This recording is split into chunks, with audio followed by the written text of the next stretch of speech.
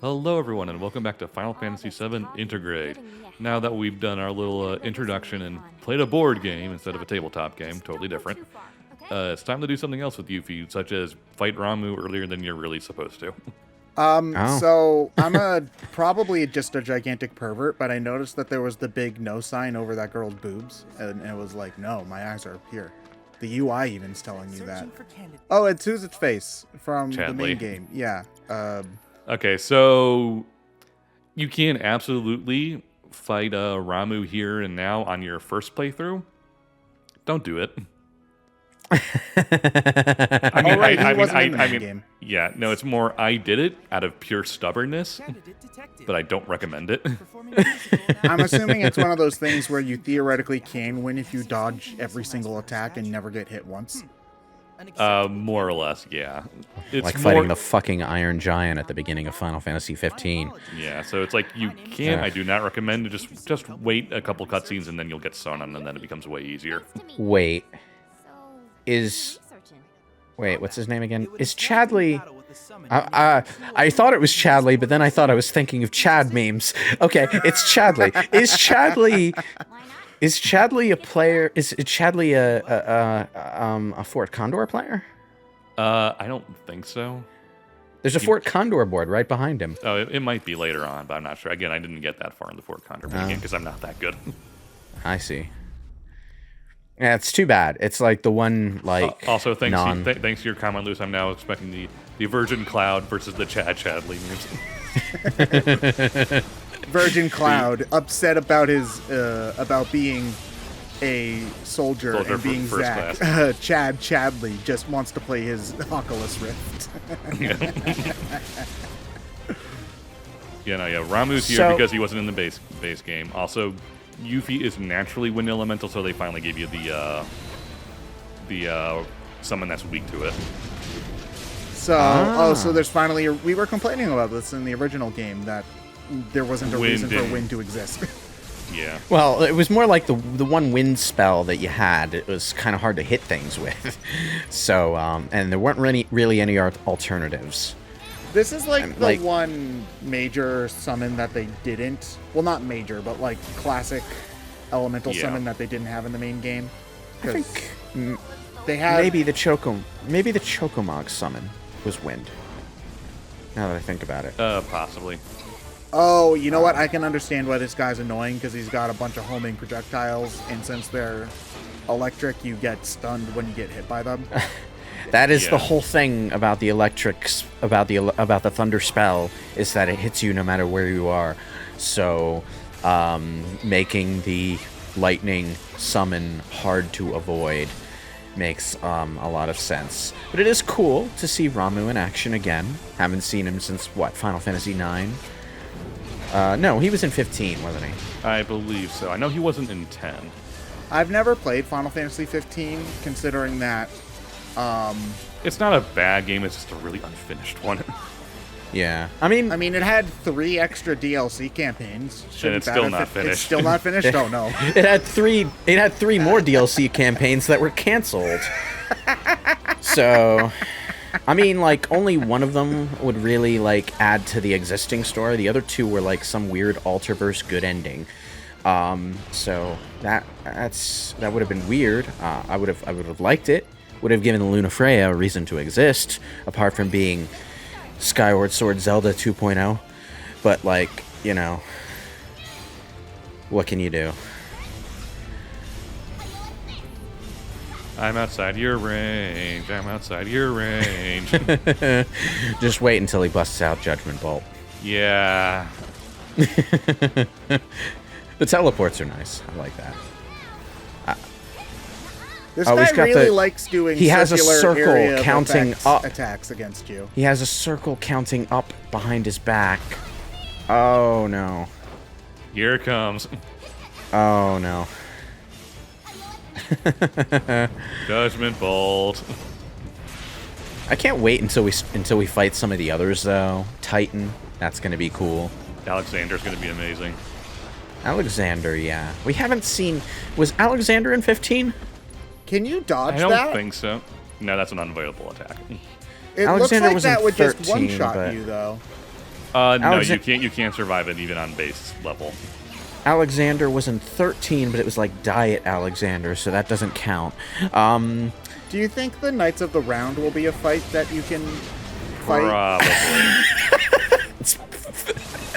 Oh man, you know what? They're gonna make that like the hardest boss since that one super boss from Final Fantasy XI. Oh, the one with 10 million HP that takes an hour and a half to kill?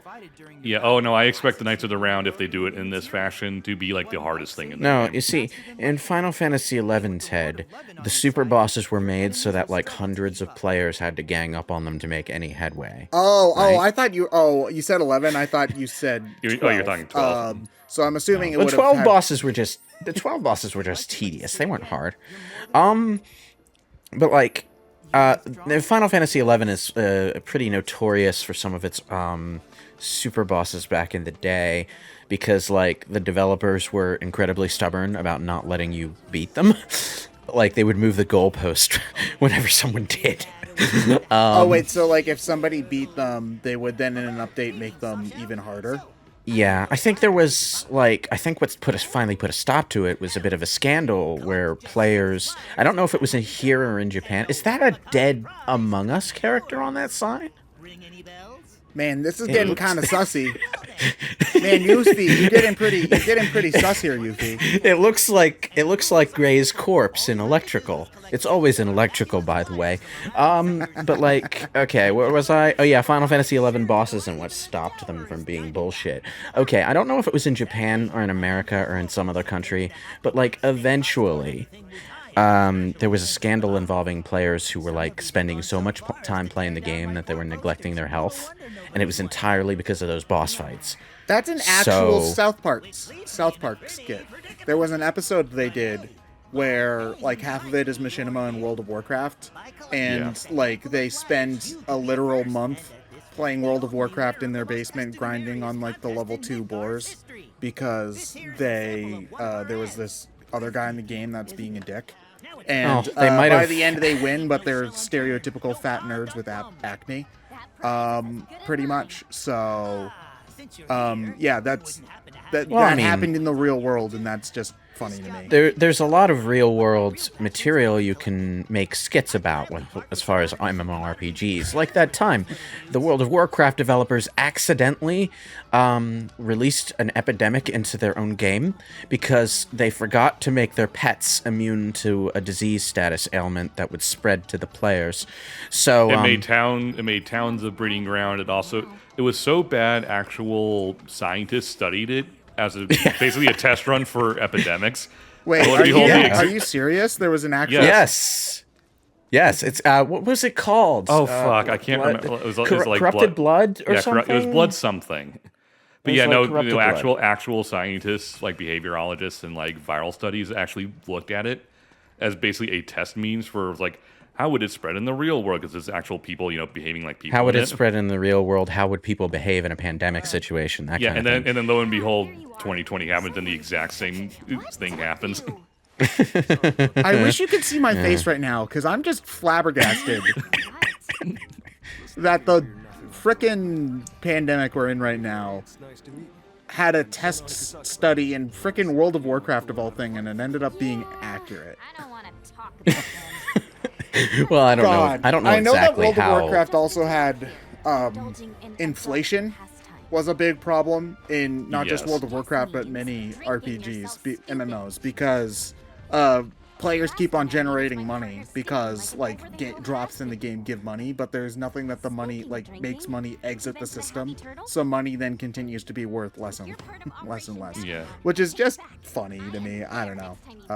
The Amazon's new MMO had an economy problem where the money wasn't worth it, so people went back to a bartering system.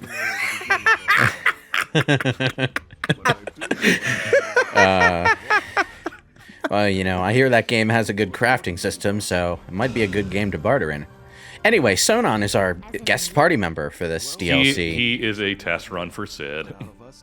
He might be, yeah. You can't really control him, though. No, you can't, unfortunately, but a lot of his animations, a lot of his staff stuff is like, this is clearly to test out Sid. I mean, you have to have a character for this kind of story for Yuffie to bounce off of. It can't just be her. The problem is there's no one in the story that it makes sense for her to hang out with right now, so they kind of have to make a new character. The problem is then you also have the issue of, oh, well then what's this character going to do for the rest of the story? And the answer is very obvious what's going to happen at the end with him. Yeah, unfortunately, like, okay, we're in this alternate universe where we're probably saving all the people who did die before, so that means we need to make new characters and kill them instead. So anyway, Sonan's pretty cool. I like Sonan.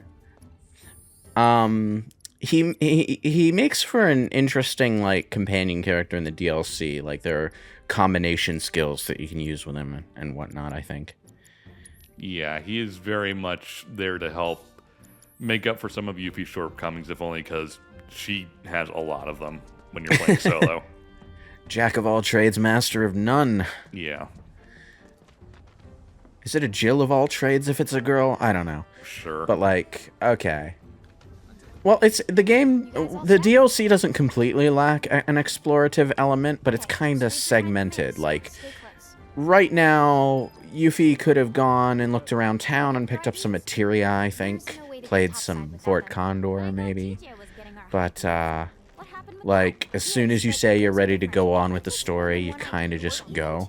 So you can't have Sonan with you while you're doing all of this extra stuff. Well, he's around, but he doesn't really remark on anything.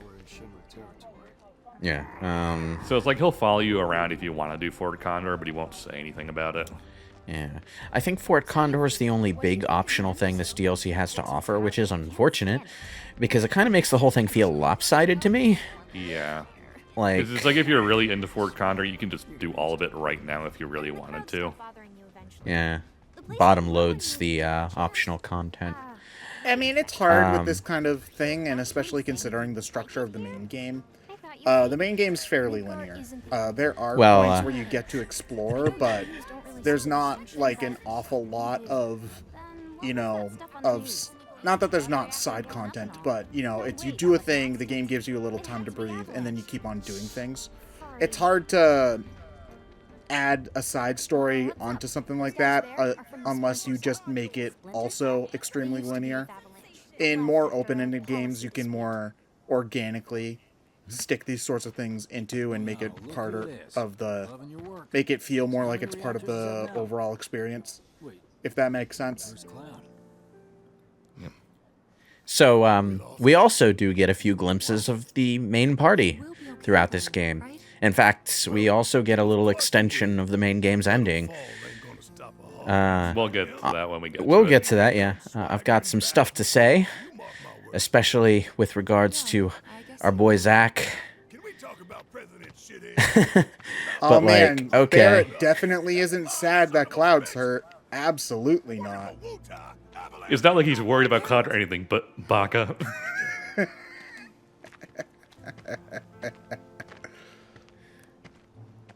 Speaking of sons of bitches, I heard the Wall Market's very own Don Corneo. And now we get some explanation as to why the hell Tifa's doing stuff to get into Don Corneo in the first place. Oh, well, she explained that herself, I think, in both versions. It's more we get to see it a little bit more. I have a conflicted opinion on these sorts of things. Whenever games or movies or whatever take the time to go out of their way to explain stuff like this. I mean, sometimes it's really, really cool, and sometimes it feels needless.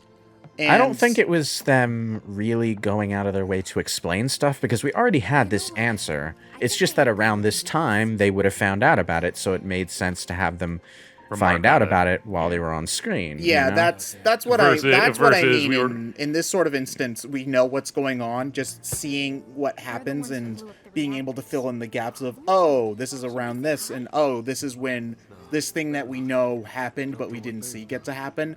I generally am okay with stuff like that. The stuff that I find to be that tend to not like as much is stuff like the first example that comes into my head is the Star Wars Han Solo movie. where they're like, oh, we're gonna explain the parsec run, and oh, how the parsecs are actually the distance because it's a shorter. That's actually that's actually an explanation that George Lucas himself gave. Like, and it's dumb when he did it then too. It makes sense. It's one of those. It makes sense on a technical level, but it works better when it's clear that it's more Han Solo trying to bullshit his way into a job rather than actually explain it. Yeah. Nah, that kind of reads just like, nah, you saw the plot hole, but you thought of a cool reason for the plot hole to exist on your own time. The writers weren't that clever, but you kind of want to squint your eyes and pretend they were. I just think it works better that way rather than, no, let's come up with an actual explanation as the parsec line. It's like, sure, I guess, but... Yeah, the problem with that is his ship actually is supposed to be that fast, so it wasn't him bullshitting. Yeah, it's one of those things where it's always conflicted because I'm a big world building person. I love world building in almost anything, so I love seeing this kind of stuff. I just always get hung up on execution in certain instances. Like here, I think it's cool to see. Oh, this is what Barrett and Tifa. I just want to take a moment to appreciate that in this world of completely batshit hair. What's her name over here has the most realistic hair that I've ever seen in a video game. Complete with like strands that are crisscrossing around all willy-nilly, because that's how hair works. Yeah.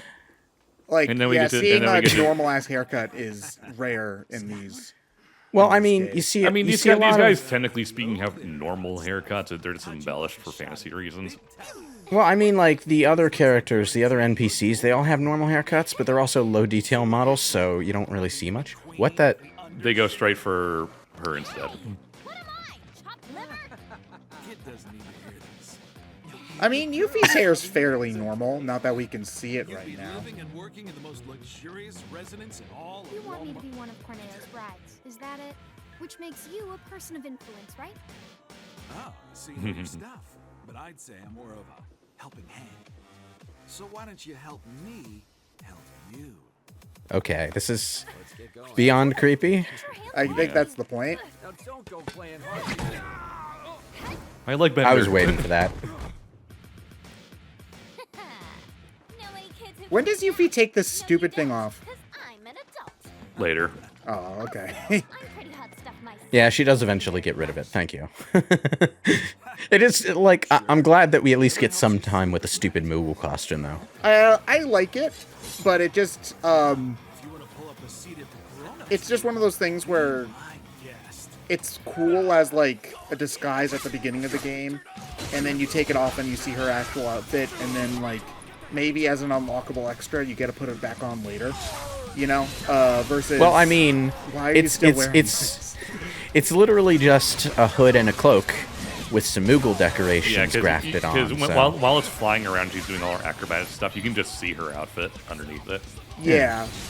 It's not like the Moogle suit from Final Fantasy X-2, which was a literal mascot costume.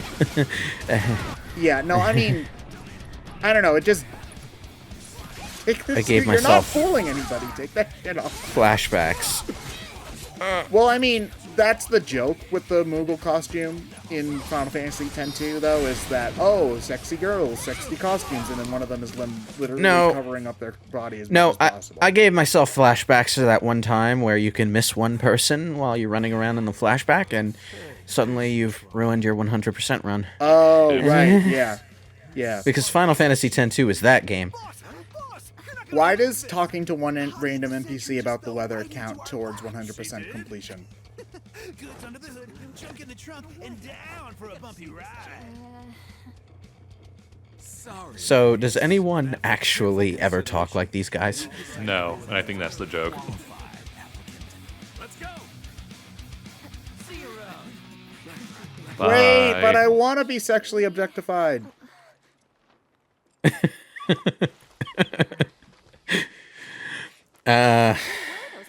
So that was our tutorial fight with Sonan.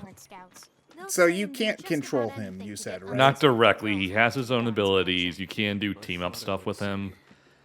So it's not like he's completely uncontrollable. It's just you can't switch to him and run around as him.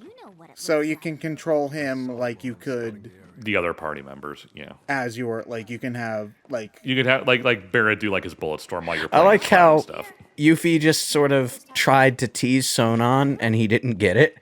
So he just flat-faced gave her an answer. We've never dealt with this particular vendor before. what are they trying to do right now, by the way? They're meeting with someone, obviously, but Yeah, they're meeting a guy to get fake ID cards so they can actually make their way into the city. okay. Narco poisoning. That's what happens if you don't make the grade as a soldier, or when the military's done using you. One of Shinra's victims. Them again? I was wondering what the local explanation for those guys was. I mean, they're not entirely wrong. Can't access the plate without him. I mean, Elmira made this weird comment in the main game about how members of Soldier traded their normal lives for power, and how they don't get to have a normal life, which was just like weird of her to say, and not something that anyone in the original game ever implied. We should probably head back and wait for Gigia. Is that not going to be like? It's a recurring gag, yes. That's the worst fake ID I've ever seen in my life. We can't just go straight. They're It'll work, though. actual 12-year-olds trying to sneak into bars with better fake IDs than that. Well, the idea isn't meant to fool people; it's meant to fool a machine scan. Sorry, when you threw the Bye, random boomerang dude. for a second, I thought you were throwing the ID card, and it was just like, yeah, we got the ID card. Be gone with ye. I mean, like how they throw cards in Yu-Gi-Oh, where there's always just like a perfect straight throw without any air resistance whatsoever. The thing that impresses me most on Yu-Gi-Oh is whenever they're shuffling cards and they're just kind of like putting the cards on top of each other over and The over best again, and that's part- that's not how you shuffle The best a deck. part, Ryan, is that in the manga, when Kaiba throws his blue eyes at like a member of the Rare Hunters, it doesn't just fly through the air straight. It also cuts into his hand and sticks there like a ninja star. What kind of badass card covers is he using? I have no idea. Now I That's just what want Kaiba to Corp imagine like Gambit going to a Yu-Gi-Oh tournament and then picking up people's cards and throwing them at people. Like, Does a card with higher attack powers do more explosions? I don't know, but I don't want. I just want to see these people with their $300 decks like screaming when their cards get used by Gambit as explosives.